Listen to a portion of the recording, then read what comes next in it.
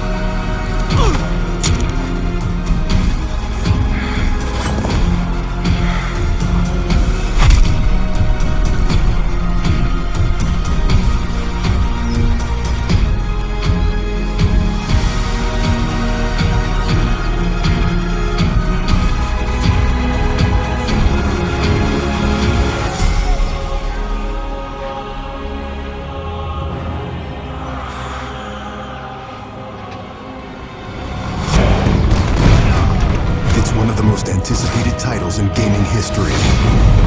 Now, in this 4-part series, get an inside look on the making of this truly revolutionary game. Inside the process of the creative team, the designers, writers, artists, and animators who brought it to life. That's what we need. It's going to be better than the cloud of smoke. Inside the technical breakthroughs that made it all possible. And inside the American Revolution, with interviews from war historians. There was a slaughter on the ground. Soldiers.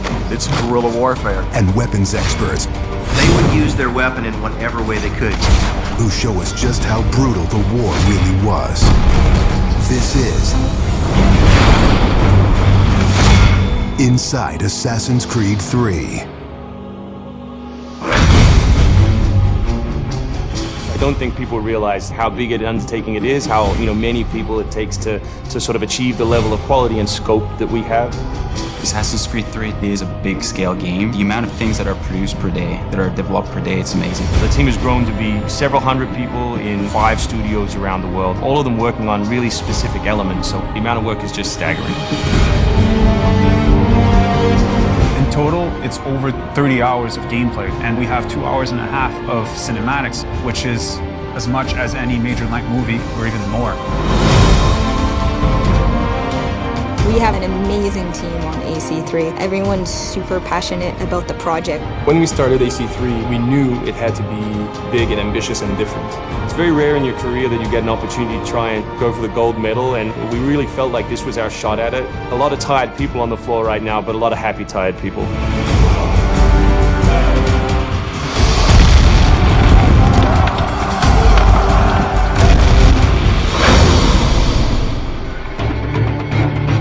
We've always tried to pick exciting periods in history, then drop the player in, so they're exploring that time as well as our fictional story.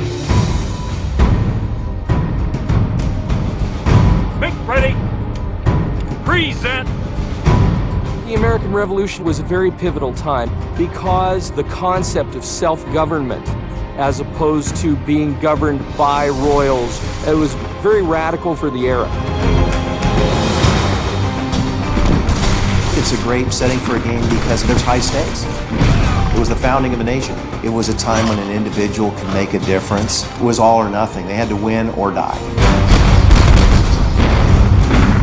The Revolutionary War was an incredibly brutal experience. This is something you just don't really hear about in the history books, and something we wanted to bring to life in the game.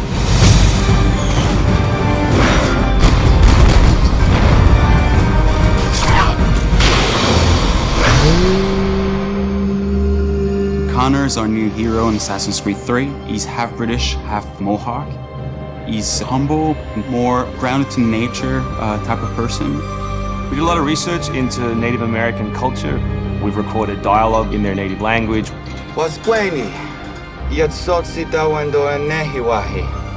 Excellent. I loved it. And we've tried very hard to reflect their culture as accurately as possible. His name, Radum Hagedum, it refers to a life that is scratched, meaning that he had to struggle to survive.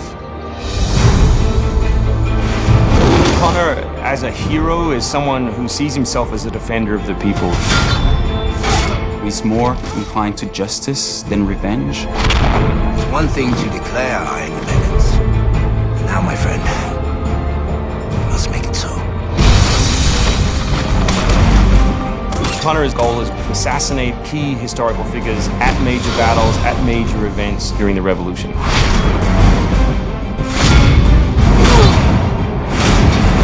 He's a stealth operator. He can come out and viciously make a great kill, then blend right back in. If George Washington would have had Connor on his team, he wouldn't have needed many other people.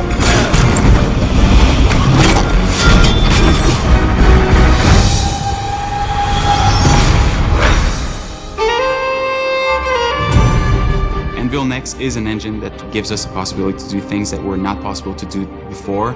The weather system, the seasons, the formidable snow, bigger worlds in general, the ocean. It's the sum of 3 years of improvements that we've built upon. Brand new navigation system, brand new combat system, 2,500 characters on screen at any one time, being able to cut through interiors in the city. Anvil Next is a massive leap forward in terms of gameplay opportunities. Cliffs, trees, climbable stuff, water, that was really exciting but also very challenging. We've got the frontier as well. We've got two of our major cities, Boston and New York. Once we dug up maps from the period, we tried to match street for street or major avenue for major avenue. We recreated Boston and New York at about 1:3 scale. We set out with crazy ambitions for this game, and with Anvil Next, it brings the experience to a whole new level. The fascinating thing for us is that we can bring history to life. We can actually make it a place that's explorable and vibrant and real. We hope we're offering by far the biggest and best Assassins yet. Next time on Inside Assassin's Creed 3, Combat, Weapons, and Tactics. American tactics were really frowned upon by the British. He's trained in a very different style of fighting to the British soldiers. Connor is essentially the first guerrilla fighter. In this 4-part series, get an inside look on the making of one of the most anticipated titles in gaming history. This is Inside Assassin's Creed 3.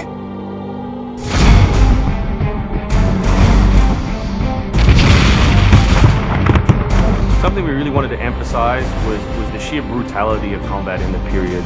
We've all seen the paintings of the Revolution.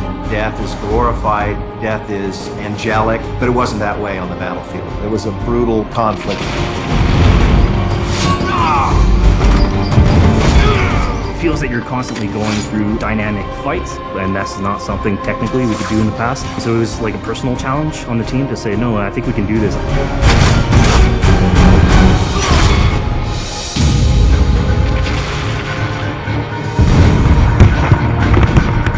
These armies are filled with different types of weapons. So, you have everything from muskets, you have grenadiers, you have guys with boarding axes. Being shot by a musket would be an awfully painful way to go. The caliber size of the ball was at least 3 or 4 times as large as anything that any modern military is using today. After the muskets were discharged, they would charge with their bayonets, what basically is a giant spear, and he has every intention of running that through you. They would shoot and then they would march, and that hand-to-hand combat was really brutal. And whether it's people using a bayonet affixed on the end of a musket, a small hatchet, this is a kind of killing that is very mano a mano.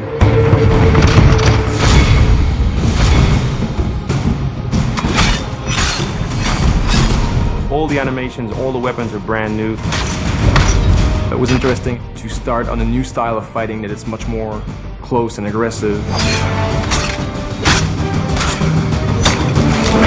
Connor's favorite weapon is the tomahawk, obviously super deadly in hand-to-hand combat. Also the bow and arrow. It fits with his native heritage and it's lethal. The rope dart, it's a real accurate Chinese tool that we found the references for that here as well. He can use it from the ground, so he can bring the enemy towards him. It gives him the ability, for example, on a tree, to hang someone from above.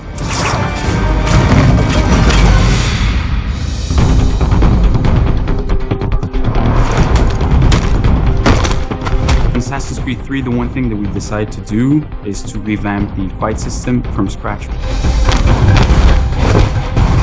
We wanted the skill in the combat in the game to be about transitioning from character to character by choosing the right moves, by performing them correctly. It allows you to basically mow your way through large numbers of people if you're good enough without stopping.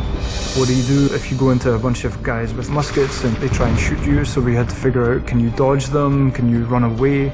And we've added all these options, but our big one is the meat shield, where you can grab a guy and he gets shot instead. Our mocap guys are stuntmen. We spend a long time with them rehearsing and figuring out exactly what would be the greatest choreography. We had to go through, like multiple people.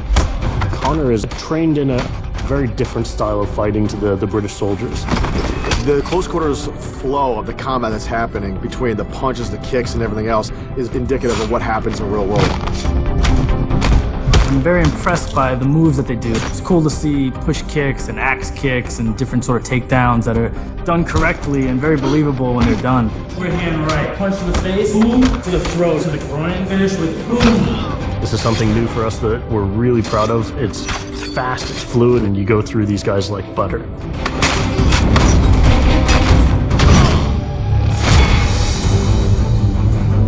Connor is essentially the first guerrilla fighter. He's someone whose goal is always to move behind enemy lines, to pick off his target, and to escape.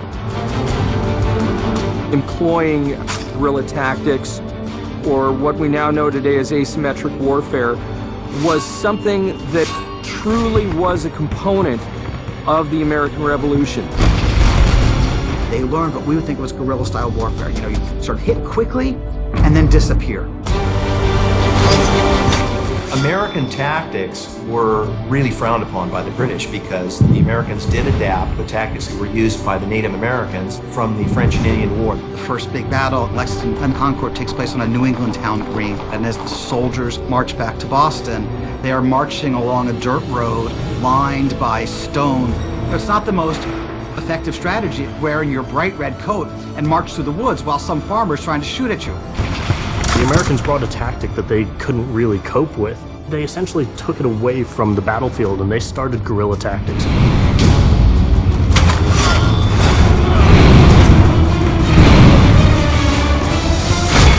Next time on Inside Assassin's Creed 3, the hero behind the war.